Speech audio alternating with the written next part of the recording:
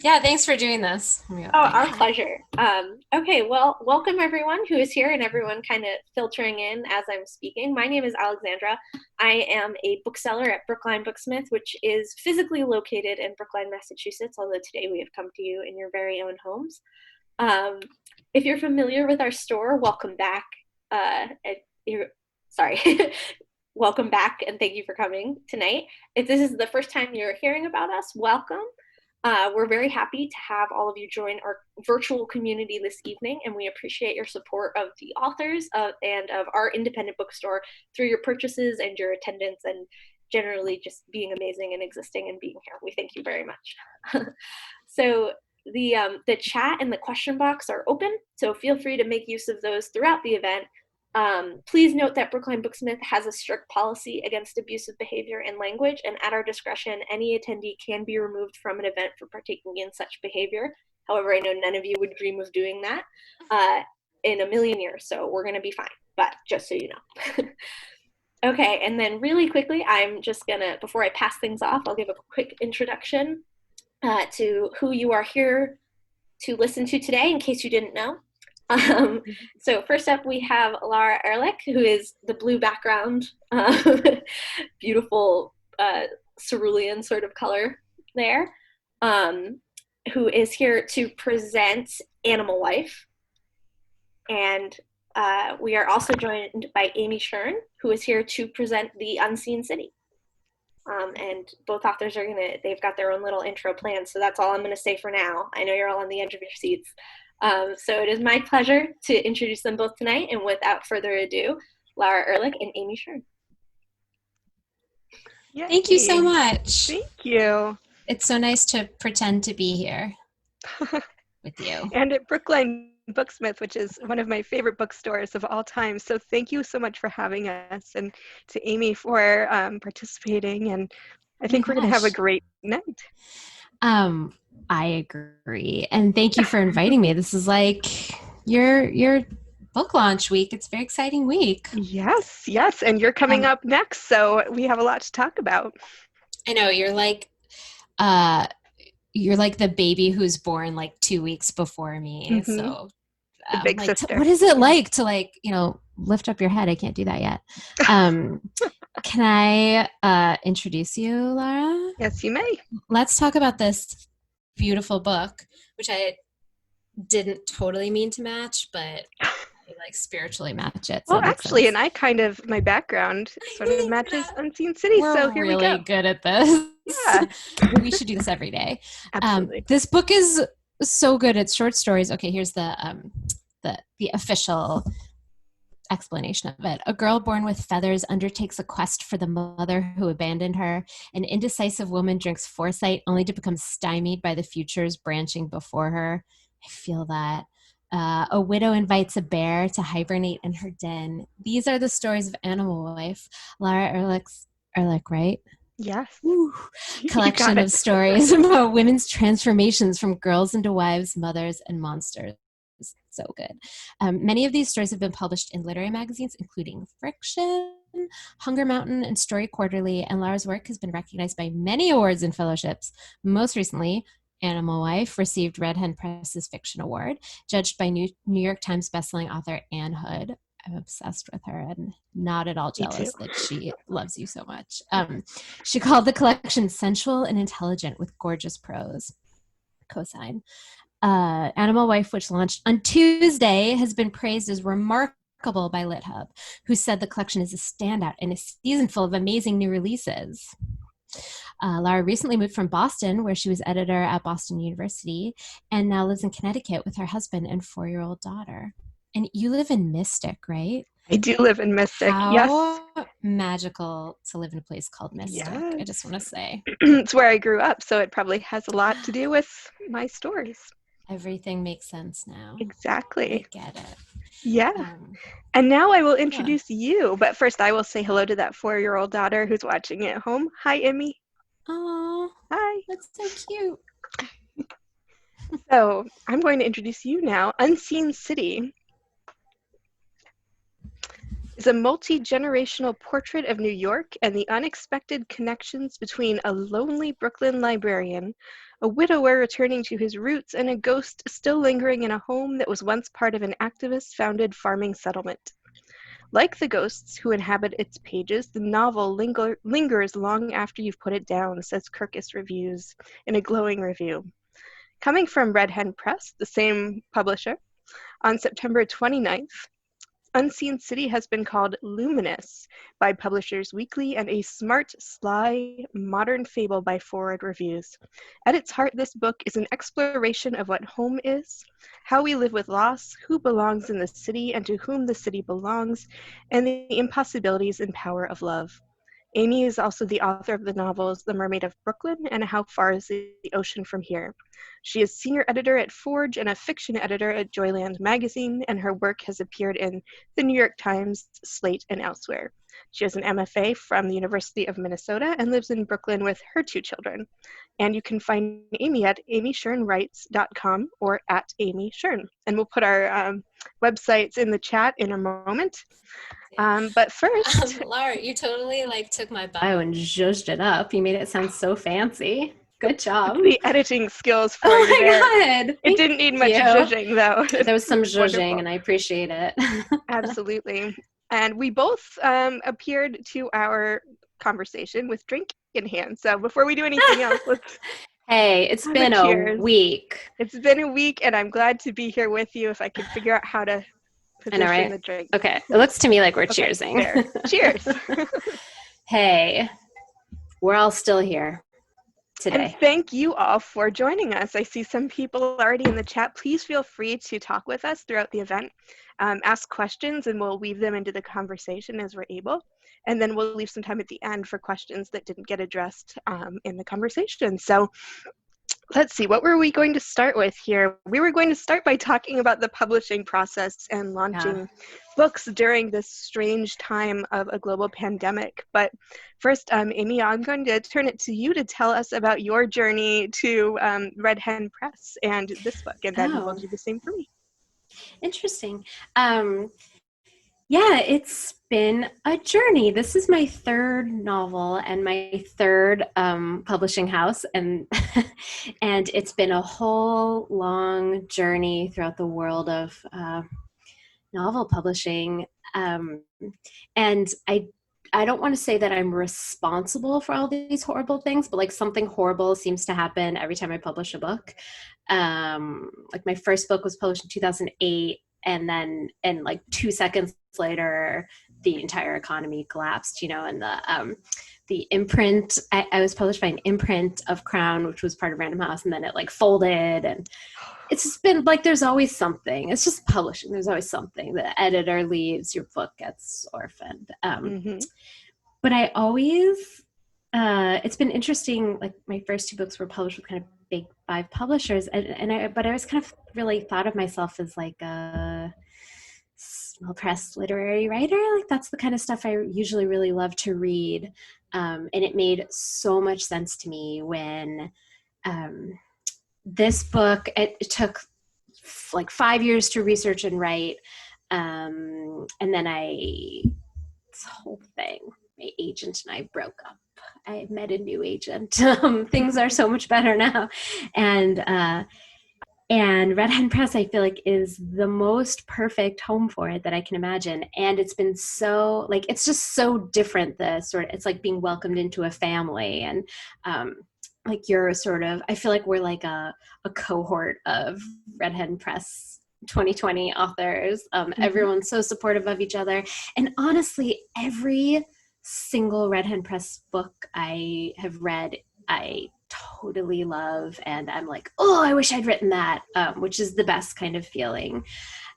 Lara, you and I were talking about this earlier, how I was saying, I don't know if it's the time, it's just such a weird time in the world. I don't know if it's me and I'm older and less petty than I used to be, but I feel such a connection with other writers who are publishing right now. And I feel so happy for everyone else's news. It's we're all in this together, it's this big, crazy, terrible world. And some of us are just trying to put art into the world, and I feel like every good art or book related thing I hear about, I'm just like, yes, we all still, I don't know, have souls. But yeah, it's been so lucky. I feel so lucky that I've like lucked into this powerful Red Hen Press family. It's really nice. But how do you feel? Like, also, sorry, I was just gonna say, I feel like I also feel slightly more relaxed about this book launch, probably because it's my third book. And how do you feel like launching your first book into such total madness? It's been interesting for sure. So how do I answer that question? A roundabout way. So I'd written another book a number of years back. It was a young adult novel, and I had an agent, and we went through submissions, and some editors were interested, but ultimately it didn't sell, which was disappointing at the time. But I think in retrospect that was the right move, because Animal Wife really is the book that I'm glad I'm going out with first. It's very much more me, I think, and the themes that compel me now. So in retrospect, that path was the right one to make. After that young adult novel was shelved, I started writing the short stories that would become this collection.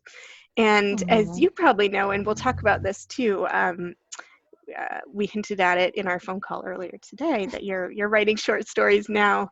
And what you've probably found or will find is that you hear, oh, these stories are great, come back to me when you have a novel. So that's disheartening to hear after you spent 5 to 7 years writing a book. Come back to me when you have another one. So I did hear that a lot, but I submitted this collection to small presses, to contests, and to agents all at the same time. And it ended up winning this award from Red Hen Press to be published by Red Hen. And then I started working with an agent. So it was sort of like a backwards trajectory. And now the book is coming out, or has come out. I have to get used to saying that. It's out. On Tuesday. Yeah, it's out there. Yeah.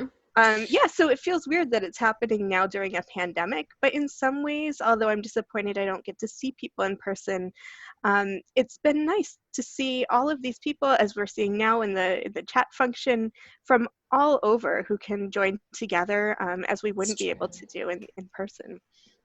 It's really true. Yeah. And that's so funny that my first book was a collection of short stories. It was like my graduate school thesis, and I sent it to agents, and they were like, great, love it, send it back, let us know when you have a novel. And so then my first published book was a novel. But it's so crazy to me because, like, I found I've had such a hard time concentrating on reading in these times, and I feel like this book I just devoured. Like, short stories are like the perfect form for our brains right now and our time when it's fragmented, and I will never understand that sort of publishing world conventional wisdom that people don't want short stories. Like, how could you not want short stories? And also, as a writer, I feel like they're so much harder to write than novels.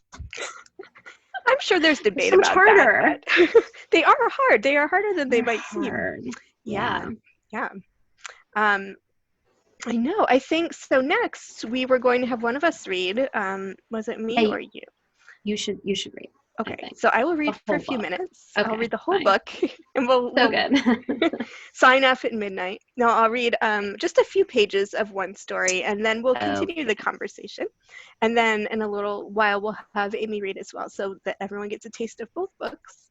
And I will read just a few pages of a story called The Vanishing Point, which I've heard from people since they've bought the book and have been reading it. That seems to be sparking a lot of conversation. So if you've read The Vanishing Point and have questions, now's the time to ask in the chat box. But just a few pages here, and we'll start at the beginning. Diana puts on the deer head when she gets home from work. She's constructed the steel frame to rest comfortably on her shoulders. The felted aluminum plates lend her face the contours of an airplane hangar. At first, the snout tubes were uncomfortable, but her nostrils have toughened. She gives Jehovah's Witnesses a shock. She'd toyed with the idea of moving to Canada, But she'd done the moving for a new life thing before. New places quickly become old, as do clothes, habits, and men. She always returns to herself. Diana needs a change she can't come back from. She's modeled the head on a vision that keeps her up at night, one she pulls tight around herself as she sits in rush hour traffic. She longs for silence. The vision burrows into her and spreads as she eats lunch at her desk, as she revises a research paper she'd hoped would help earn her tenure, as she locks her biomechanics lab for the night. She sinks into the deep velvet woods. Fawn had appeared in the untamed field behind her childhood home. He'd grazed in the shade of the magnolia tree, one hind leg pulled up in pain. As the fawn had tripped after his mother, Diana and her father had mourned his certain death. Their grief was premature. He returned the following spring, and though his wound had healed, he still hitched up his hind leg. As he grazed with his mother and sure-footed sisters, he bowed his muzzle, revealing the buds of antlers. He's a survivor, Diana's father said. Diana studied the fawn through her father's binoculars, his flanks rippling as he shivered off flies, the white flash of his tail, the way his legs tucked up as he leapt the stone wall like an ocean wave. She watched him from her bedroom window. The fawn, now a stag, returned every spring. His sisters started their own families and moved on. His mother stopped accompanying him. Diana constructs a torso with materials she'd used to design a durable exosuit for soldiers. She builds outward, adapting her S-shaped spine to the deer's rolling curve. She sets the torso at an incline, repositioning the foramen magnum, the great hole through which the spine connects to the skull. The frame relieves the stress four-legged motion exerts on her joints and enhances her muscle propulsion to rival a deer's. She runs bicycle brake cables down the lengths of her legs, tipped with steel hooves. She fabricates sensors for her eyelids to open and close her deer eyes. She preps her gut for a deer's diet by boosting her roughage intake, swapping out lean cuisines for salads. After a week, she ditches the salad dressing, then the croutons and nuts, and finally the bacon bits, until all that's left are greens. She mixes in some grass from the esplanade and shredded maple leaves with an aftertaste of decay. Last year, she'd almost completed the kale and cauliflower diet, but this is worse. The leaves stick in her teeth, the grass bunches in her throat. To enable digestion, she considered fecal transplants that would boost her microbiomes, but a consultation with a biologist yields a more elegant grazing method. She masticates the grass into a pulp, which she spits into a tube connected to an artificial stomach converted from a colonoscopy bag. There, the grass is broken down into a smoothie of volatile fatty acids and cultured microbes, which Diana consumes through a straw. She still doesn't enjoy the taste of grass, though she's tried every local variety from the sweet lawn outside her lab to the nutty scruff along the I-93. She has become accustomed to the bitter hint of insecticide. And I will end there. I think when I was reading that and I read the part about when she stops putting the bacon bits on her salad, I think I gasped out loud. I was like, Diana, no. Mm-hmm. I love that story so much, and as we discussed on Facebook earlier today, something that's very weird to me is that I wrote a short story a couple years ago about a woman who is a fawn. She's like part woman, part like goat or deer. But I feel like these two characters have so much in common. It's like these women who have this like wildness in them that they don't know what to do with. Like my fawn is trying to live a normal lady life in the city. And which is like challenging for her. But I love that in that story, it's never like discussed why she wants to do this. It's just, but there's so much detail put into the like exoskeleton she builds for becoming a deer. Oh my God, it's just. Well, I love that your story is about a deer living as a lady, and mine is about a lady living as a deer. So I know, it's so nice weird. parallelism. Yeah. No. Yeah, and I think both of our books have a lot to do with the wild woman, with a woman living, in some cases in my stories and definitely in yours, a quiet life, whether that's what she anticipated wanting or not, and in sort of pushing the boundaries of that life. So your main character, or one of the main characters of your book, Meg, is a librarian in a Brooklyn library. Nice segue. Yeah. Okay. Yeah. And she adamantly is against having children, against even marriage, and even in many cases she repeats to herself against love, whether we believe her or not. So can you talk a little bit about Meg and the wildness within this buttoned up librarian? And isn't that every man's fantasy kind of, too? I'll just say, for a woman who doesn't want love, she sure has modeled herself into every man's fantasy. Interesting. Well, it's funny. Oh God, it's just so weird. Like when I started writing this book, I had just, my previous book was about a Brooklyn mother of two who I felt like was clearly very, very, very unlike me, but I had the response from so many readers, and part of this were like the superficial similarities, and part of it is just, I think, the way that people read fiction, and women's fiction in particular. There's this urge to be like, ooh, is that someone I know? Or like, I don't understand what you're doing, surely you must just be writing thinly veiled memoir, which is like I feel like a really reductive way of reading, and also sort of a really boring way of reading. It doesn't give the writer much credit, really, but that aside. And I was like, God, I just want to write about somebody totally different from myself. And so I started writing this book like 8 years ago. And I was like, she's 40, she's single, she lives alone. Wouldn't that be crazy? I have no idea what that's like.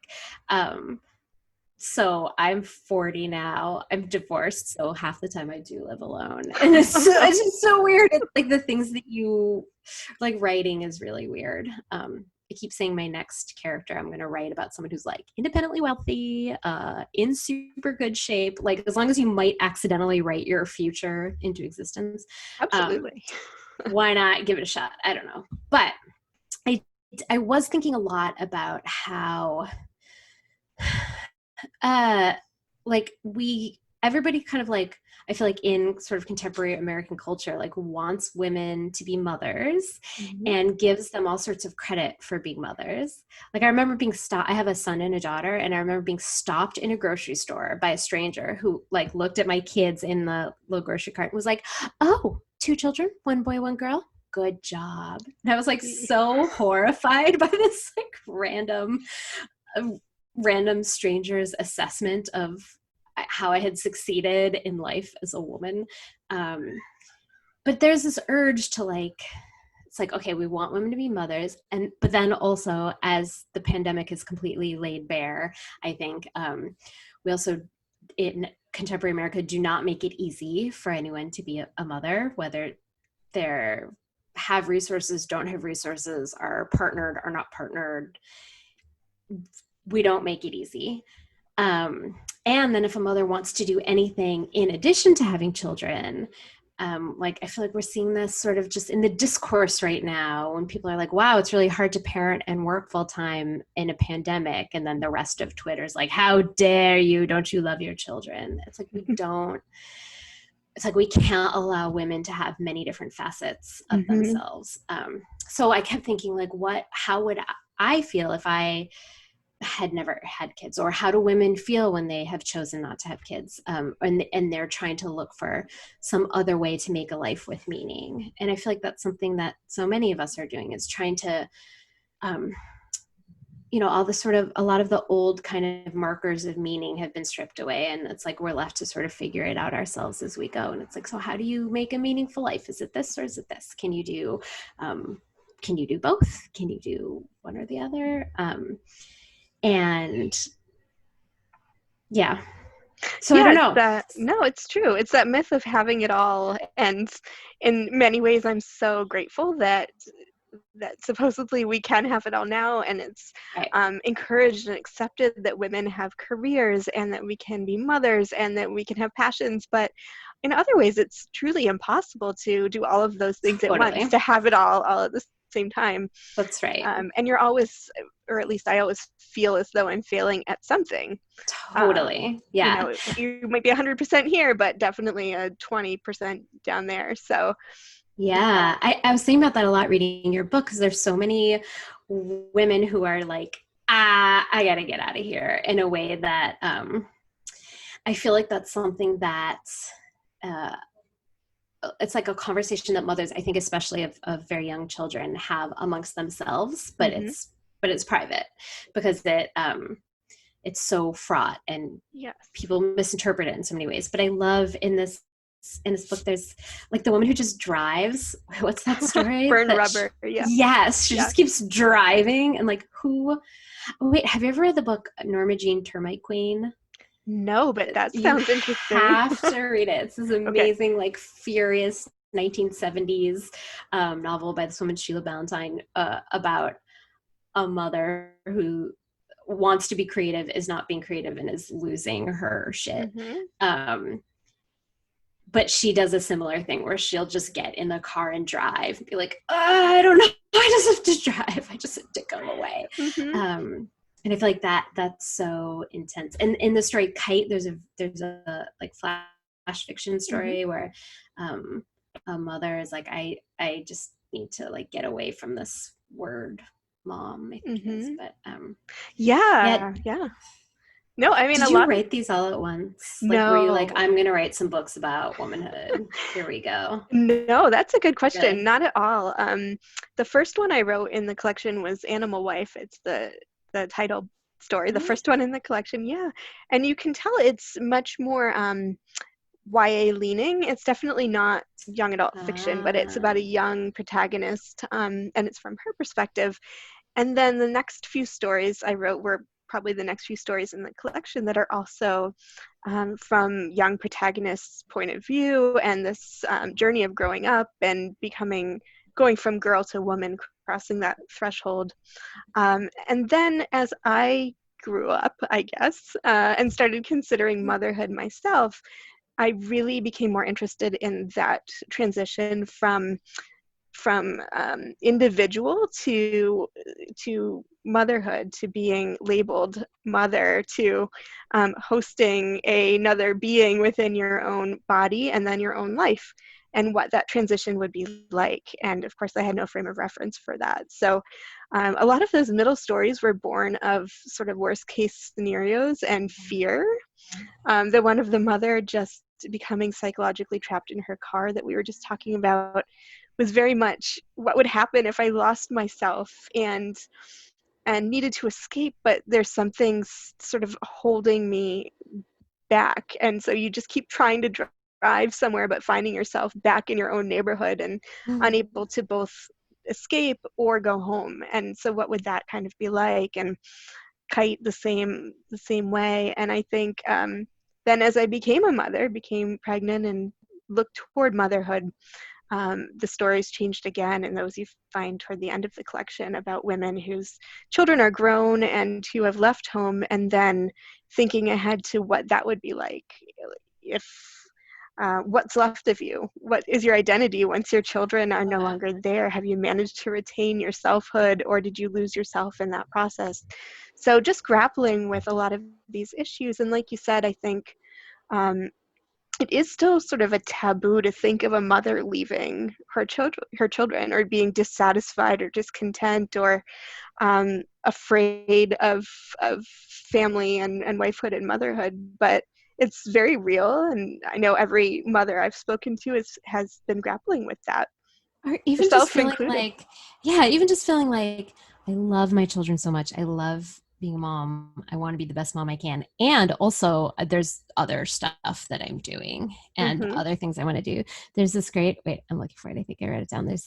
I love that story, The Monster at Marta's Back, so it's about this woman who sort of always wanted to be a writer, became a mother, really dedicated herself to motherhood. And then once her children are grown and gone, right, she's going to like this writing retreat workshop thing for a couple weeks, and her husband's kind of like, all right, whatever. And I love, there's a line, she'd planned to keep writing to defend her voice against the patriarchy. It's good. But then it's like, but things happen, and then even once her children are gone and out of the house, she feels she's nervous about letting her writing be a part of her life. And there's this anxiety about what her husband is going to eat while she's away, and like screaming at the book, like, he's fine, just go. But yeah, but it's also really interesting to me that these were written like prophylactically for you. That's a good word. Before. Yeah. Like I also, my first book is about a pregnant woman. It was written before I was ever pregnant, but I was like so sort of obsessed with the idea and fascinated. And it also, I feel like pregnancy and motherhood can feel like symbolic and almost science fiction before you've done them. Like a horror movie, right? Like, something bursting out of your body. You're like, what's gonna happen to me? Especially maybe if you're a writer, it's like we're probably the same in that most of our adult lives were spent training for a career in writing and with words, and not like sort of training for motherhood and child rearing. And then you're like, oh wait, okay, I think I know how to do this too. So Absolutely. No, and you had a great line in here, because we're now verging a little bit into girlhood and the life of a young woman coming of age, and the expectation she is either pushing against or committing to. And you had this great line, and I'm looking for it here too. Did I? Yes, you did. Okay. So it was where Meg returns to her childhood home, and she's searching for something, and she puts on her old prom dress. And you say, it did what Meg had wanted the other dress to do. Meg lay down on the bottom bunk, squeezed into her ridiculous goth gown, the fishtail swishing around her chunky wool socks. She closed her eyes. There it was, the muscle memory of being a girl. Girlhood was fierce and sweaty and muscly and messy. There was aching and stretching and blood, lots of blood. And I think that's what probably men don't think of when they think of girlhood. Probably girls or women do. That does resonate with us, and we're like, yes, that was what girlhood was like. It's violent in some ways. And we were talking about this, you and I, during our phone call this afternoon, about about the sort of violence of teen girls, and that experience being very that teen girls are so vulnerable but so vicious at the same time. Yeah, and I think I wrote about this too, but the language used is always like, oh, she's blossoming, she's blooming, which is like barf, but also just doesn't feel accurate. Like it's intense and bloody, and people's early sexual experiences are often just like, if not, I don't mean violent, but just like it's just intense, and like. Well, it's invasive too, as you say in the book. I think you use that word. It's invasive. So, well, I was right. It's fucking weird. Yeah. But I love in your story, Beware the Undertoad. There's like this like aching, painful crush that this girl has. I don't want to give too much away, but on a very unsuitable boy, which like we've all been there, and he's mean to her. And God, there's this great. Did I write it down? Oh yeah, this line, when I was alone, I could convince myself that David's mockery concealed a depth of passion he was not yet ready to plumb. Like the way that girls can convince themselves that boys being mean or men being mean conceals something or is about some like depth. Well, and isn't that what we're taught to expect too from fairy tales, from childhood movies, from Beauty and the Beast? It's all about a woman taming the beast, and then he becomes a prince. So it's like it's hard to back away from that fantasy. I just watched that movie with my children. I was like, you guys, I loved this movie in 1993 or whatever. We have to watch it. It's so much fun. And the kids were like, this is so problematic. Like my 11-year-old, she was like, that girl has Stockholm syndrome. She needs some seriously psychological help. He is a bad boy. She's like, no. Good for her. Absolutely. I know. She was like, it's not her job to make him okay. I'm like, that's right, sweetheart. Good for her. But Yeah, anyway. at 11, But I I was love the way that definitely not that enlightened. But sorry, you were going to say it. I know. I was like, oh my God, he's so many books. You know, it's like he Mm-hmm. does have a nice library in that Yes. movie. I mean, Well, speaking of libraries, see the transition I just made here. oh my God, you're very good at that. Speaking of libraries, Were we? why don't you read Okay. us a little bit from Unseen City? Oh my God. Can we just talk about Beauty and the Beast more? We can, after you read. I just want to talk. There's so many things happening. Okay. I'm reading the book about this woman who a completion from outer space. Okay.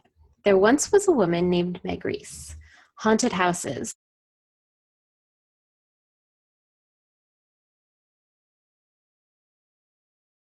Of books for company. It no longer seemed funny to go on calling herself a spinster librarian.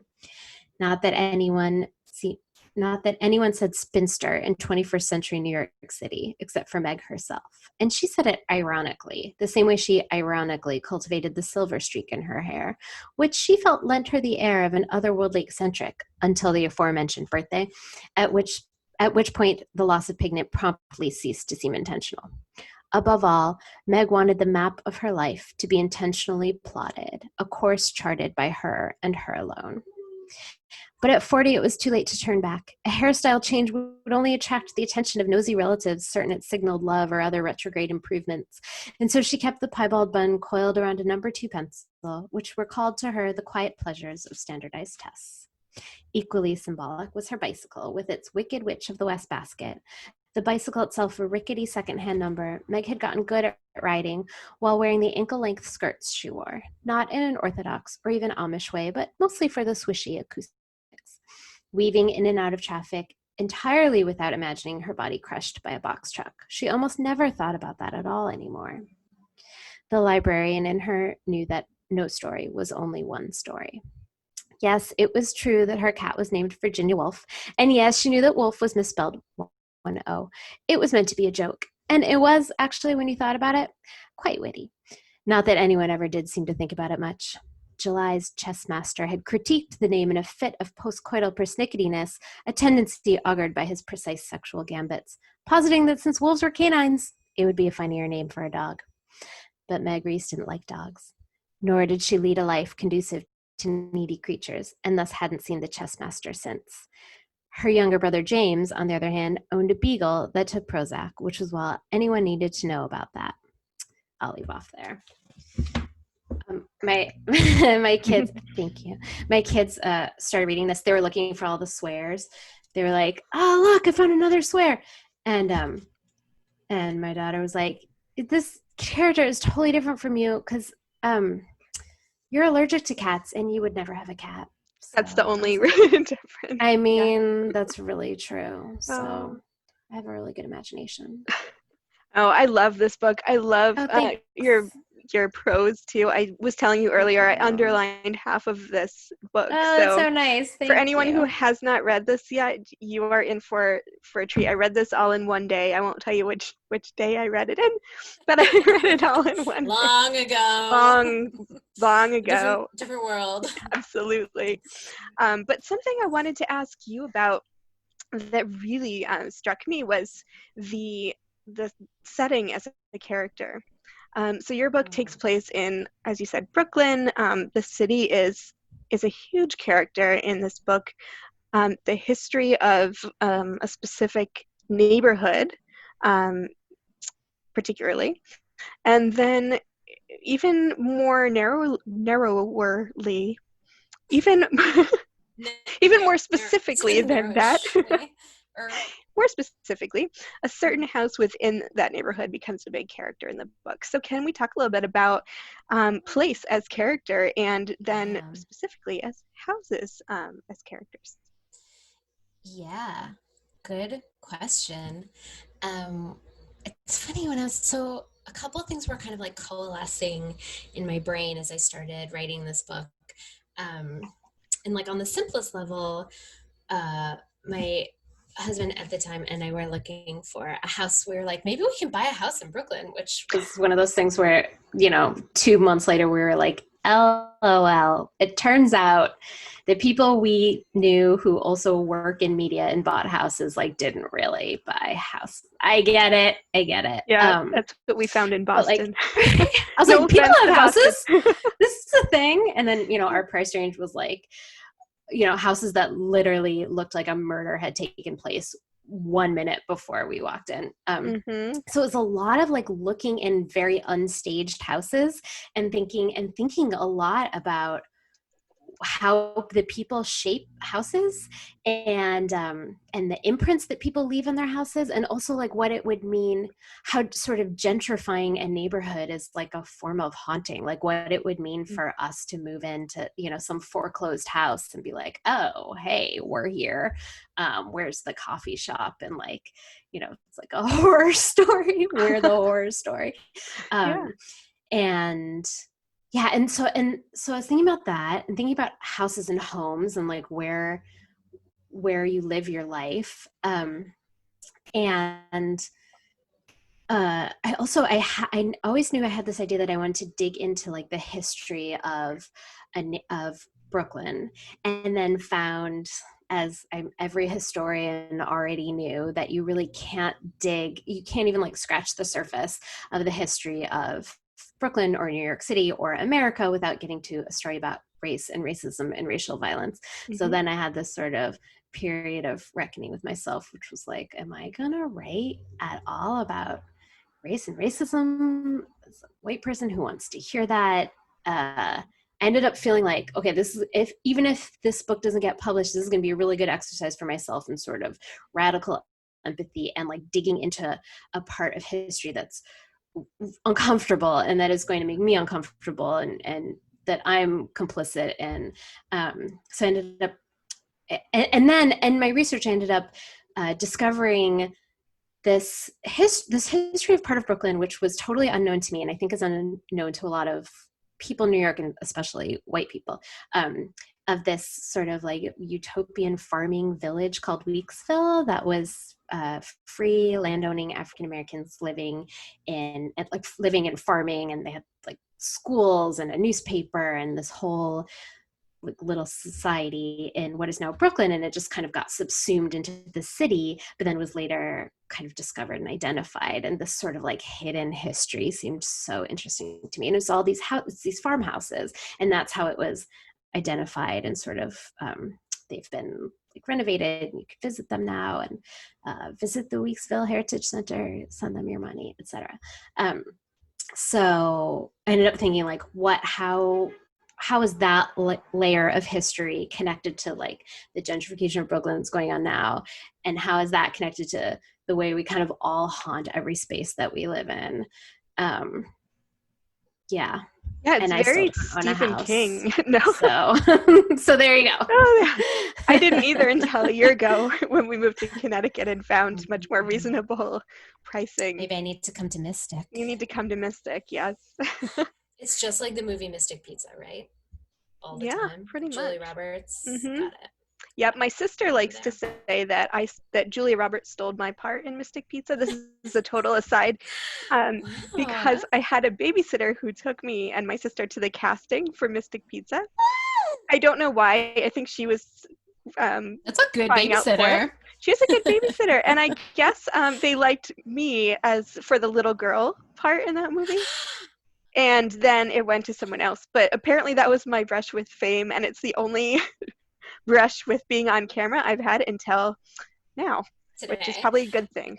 I feel like that's very Mystic Connecticut of you. It's very Mystic, yes. But my little sister misunderstood and thought Julia Roberts took my part and has hated her ever since.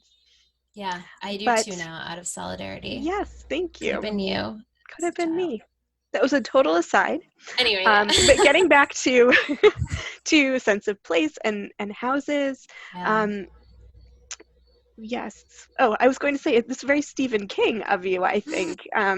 Both the haunting side, of course, but then using a home and land as a place of trauma that embodies the trauma of those who inhabited it, And I find Yeah. that so compelling, that idea that then a character who lives there has to grapple with that ancient trauma. And in your Yeah. case, there is, and I don't want to give too much away, but the house that is there in this neighborhood in Brooklyn has a ghost, and that ghost sort of inherits the trauma of the land that she has inhabited. So it's just fascinating. Yeah. Thank you. Yeah, I was thinking a lot about, I mean, when I was starting to write this book, sort of the Black Lives Matter movement was first starting. And I was thinking a lot about how our whole country is like a country of unresolved grief and Yeah. trauma. And like we have these like original sins that we have never gotten past, or dealt with or made proper reparations in any way. And it's so nuts that now this book is coming out this summer when Mm-hmm. all of this sort of unresolved grief I feel like is bubbling up again. Yeah. And yeah, this country's got some shit to deal with. We need like Yeah. serious therapy as a whole country Yeah. How are all you get feeling together. about the book coming out during this particular moment in our well, not just the We're pandemic, like but just all really of this? weird. Yeah. It's weird. I mean, it's interesting because there's so much talk now sort of about grief and about grief that's not being dealt with. And really, like the contemporary characters in the book, too, they sort of come together and bond together because they both have like more personal losses and grief that they're dealing with, and just the way that like grief and trauma bond people. And I think that's like a huge thing that's happening now, even just with the pandemic. There's so much, the pandemic combined with having leadership who gives no leadership and never even does the like fakest of we're so sorry for your Mm-hmm. loss. It's like, I don't know, we're all grieving and we don't know how to grieve, and it's just like a really fucking sad time. I don't Yeah. know. Not to bring down the mood, but No, but what even the more need fuck? for even more need for art that grapples with these issues in a beautiful way, I think. So I think you're putting much needed um, beauty into the world with this book during a dark time. As are you, I'll say, because I think a lot of your stories feel like they're about grief too. Like I was thinking about the Yeah. Vanishing Point, how the Mm-hmm. woman who like wants to become a deer, she's like sort of haunting her childhood home, which is left empty, and she's supposed to be watching it, and she's not. But then she was like deering around in the woods outside and realizes that it sort of is being inhabited by someone else. And Mm-hmm. like I feel like that whole story is such a fascinating, like physical um, look at grief and ways to deal with grief. Yeah, and I'm not sure, on some level I probably realized that when I was writing it, but a friend of mine read that story with his little reading group. He has a short story reading group, and invited me to It's come, and they nice. talked a lot about the grief. They picked up on that same thing and asked me about Yeah. grief. And what I told them, and what I'll say now, is that I've been very lucky in my life that I have not had a lot of reason to grieve. And in some ways that terrifies me because I don't know what to Mm-hmm. expect. And it's, when I have an actual reason to grieve, and I know that I will have reason to grieve at some Yeah. point, and that to me is terrifying. So in some ways, this story is about anticipatory grief. And in the story, the girl has grieved her parents who have passed away. Mine are still living and watching tonight, so hi. Hi guys, everything's Hi fine. guys. We're doing fine. You're great. So yeah, so in some ways it was kind of looking toward a childhood home and returning to that place Yeah. that shaped you in many ways, because a house, I feel like you've said, really shapes the inhabitants as much as the inhabitants shape the house or the place. So what would it be like to return to that place Right. and find it both the same in that the structure is the same, but completely different in that the people who you loved no longer are there, and in their place in this story there is a squatter, and so it's made strange through the presence of this new person. And the fact that the protagonist is returning there under the auspices of deerhood, where she intends to be a new and changed creature, but finds herself very much the same person. Like she can't escape herself through this mechanical costume. I love that story so much. Should we see if people have questions? Yes, I was going to say we have probably about 7 or 8 minutes left, so we can keep talking. We have plenty of subjects we've outlined. But if you guys have questions, we have an outline. We have so many things to talk about. Does anyone have a question? Let's see, in the Q&A section, so you guys can either write questions right in the Zoom webinar chat or in the Q&A button. Jenny Mack, hi Jenny, a friend from formerly BU, says, thank you so much for writing about and talking about women being such complex universes. Are there any contemporary writers, fiction or nonfiction, short or long form, with whom you feel kinship in this subject? Good question. Great question. Let's see. So I'll start with a couple, possibly some of the same ones Amy would mention, but some amazing contemporary women writers writing about women as complex universes, and I love that, Jenny. Include, of course, Karen Russell, and a lot of people have heard of her through Swamplandia, which is just a gorgeous book, and she's also a short story writer, just writes these incredibly strange, complex, often creepy stories about women. Also, I would say Kelly Link is just one of the queens of that type of writing, and a hero of mine. She also has her own press, Small Beer Press, and now a bookstore. So she's got sort of like the writer's dream life there. In the dream. And I'll give you one more just to make it 3.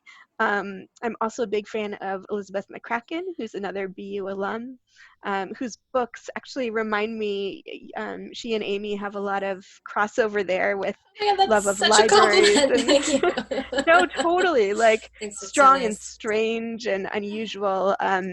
And I'll be talking with Elizabeth next week at Northshire Bookstore. So check out my website for details on that. I'd love to see you guys there. I was so jealous when I saw But, that. I was like, I want to talk to Elizabeth Mccracken. Maybe I'll crash it. I'm so happy. Please She's do. amazing. Yeah, she's a hero. Yes. What about you, Amy? I just read Luster. Have you read that? No. It just came out. It's by this woman, Raven Leilani. It's her first book, and it is so fantastic. Oh my God, it's one of those books I just devoured, but it's like a very complex woman.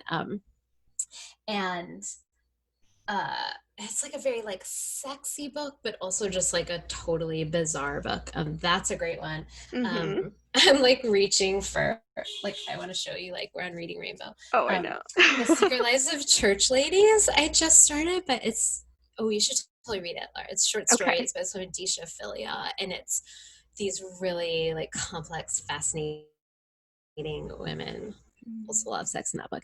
And then I would say some of our Elena Ferrante is a great one. Like, I love the way she writes like anger. Mm-hmm. I'm really excited about her new book, The Lying Life of Adults. And then I'm like looking at my bookcase. I would say a lot of the Red Hen Press writers are writing these like really fascinating, complex women.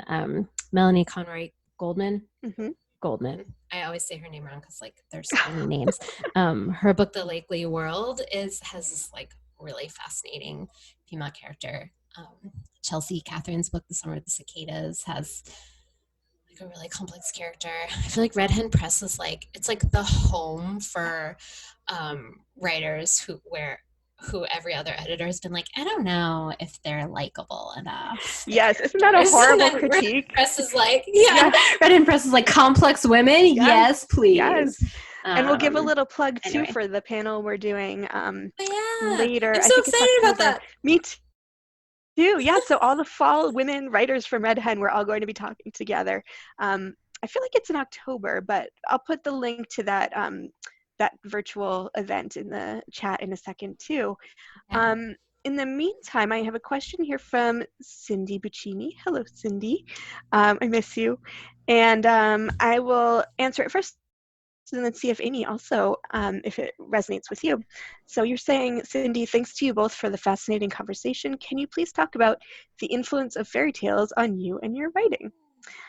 Yes, I grew up reading fairy tales. I still do. And I love, so my favorite book, which is behind this curtain, is Italo Calvino's Fairy Tales. And it's this huge book of fairy tales. I see Amy So excited. Yes. Yes, yes. And they are so weird and creepy and scary. They're really more horror, I think, than you might think. As are fairy tales were generally. And of course, we and our kids know the Disney versions that end happily, but for the most part, fairy tales, as we all know, didn't end happily. They were tales drawn from the places and traumas in society that you need the fantastical to explore, because reality, I think, is just limiting when trying to really dig into those grievances, as he does in her book with ghosts and in haunting. So yeah, so that really informed the writing of these stories, the fairy tale structure and the fairy tale themes, and how to use them to get at pain points in these women's lives and in the societies in which they live, to see if there's a way to just to explore those through myth. And I see Amy nodding in Italo Calvino. So I know your book, I would say is more ghost story than fairy tale, but might be even the same thing. My second book, The Mermaid of Brooklyn, is has a lot of fairy tale elements in it. And I was looking to a lot of like Eastern European fairy tales, which are like, the mermaids in those stories are like dark, horrible, scary sirens who are going to seduce and then kill sailors. And a lot of like the symbolism in fairy tales I found really fascinating and used in that book, like especially shoes. Shoes are an important part of that book, and the way shoes are symbolic in fairy tales, which makes sense. It's like where you stand and what sort of, I don't know, holds you to the ground, but then also they just mean, I don't know, they have so much symbolism for women. Yeah, well, I mean, even in Cinderella, the original story, the stepsisters cut off pieces of their feet to fit their feet into those glass slippers. So yeah, just shoes have so much symbolism, and there are shoes in this book for you as well, and in your book. And I won't give that away because that was a really beautiful moment. I forgot about that. That's right. Well, you forgot about that. Was like the most wonderful moment, the discovery of a certain pair of shoes. And I won't say more than that, but and that used to be a real thing. Like people really do in old houses find shoes like in the stuck in the walls, because people used to put shoes like around their fireplaces, like in the walls to they're supposed to protect the houses. It's just science. No, it's true. I grew up in a house. I know we have 10 seconds left or so, but just I grew up so fast in a house from the 1700s, and my father still proudly displays all these weird little things that we found in this house. And now my house that we moved to Connecticut to buy is from 1780. So I'm hoping that we'll discover some secrets there and get in those walls. Yes. And we'll invite you to come once the pandemic's over. So I know we're out of time. Hi. Hi, I'm back. No. Hi, welcome back. We're saying. So we are unfortunately kind of running out of time, but thank you both so much for being here. That was absolutely delightful. And thank you to everyone who came out and joined us today. One last quick plug. I'm just going to send right now in the chat the link to tonight's event in case you want to check out more from Lara and Amy, any previous publications, or even if you only just learned about these two books tonight and you want to check them out, you can absolutely do that there at brooklinebooksmith.com. Yes, promo. Also, you can check out a whole assortment of events we have coming up. We try to do virtual events like this as many nights of the week as we can to kind of keep the community spirit going, even though we are all separated. So yeah, thank you all for coming out tonight. And I hope everybody has of course, and literally anytime. You guys you're always welcome. Thank you. All right, we'll see you thank tomorrow. you all for joining us. Yeah, thank you. Thank you so much.